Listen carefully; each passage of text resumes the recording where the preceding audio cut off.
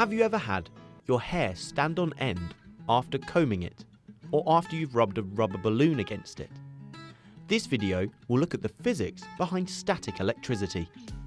It might help you if you first viewed the video on atomic structure.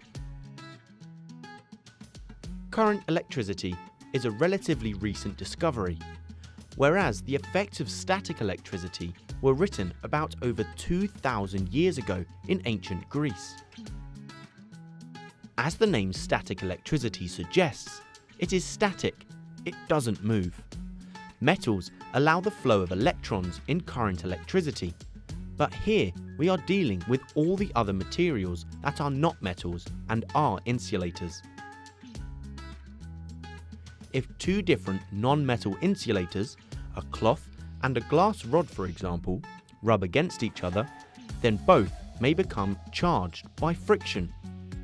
As they rub together, electrons may be removed from the surface of one and deposited on the surface of the other. Once there, the electrons cannot move, they are static.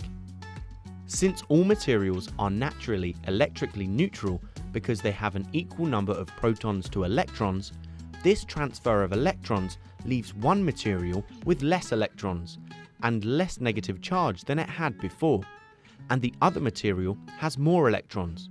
So one of the materials becomes positively charged and the other is negatively charged.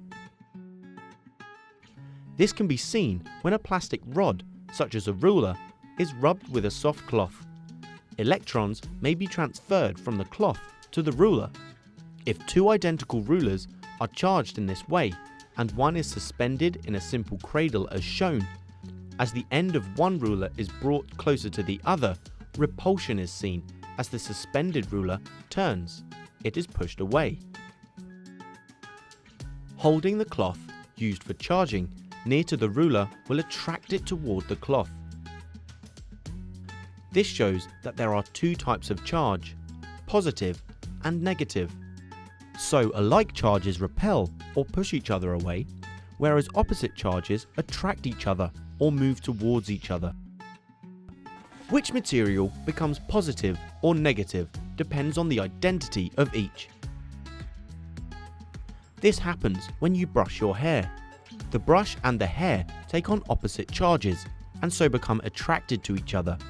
There may even be a crackle, and in a darkened room you may see tiny sparks as the electrons jump the small gap to make the materials electrically neutral once more.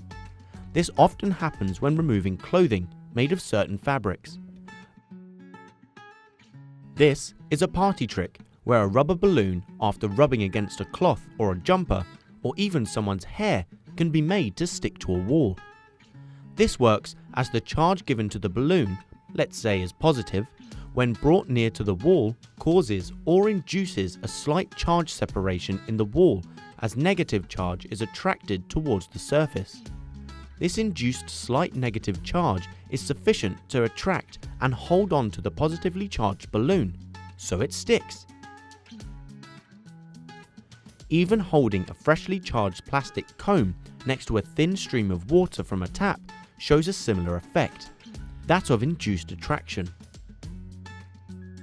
The slight spark caused by the electrons jumping from one material to another can be dangerous. Petrol and other liquid fuels build up a static charge as they flow through a plastic pipeline. There is an earthing cable connected to the fuel nozzle at a garage, and aeroplanes are linked via a similar cable during fueling to prevent a static spark igniting the fuel and causing an explosion.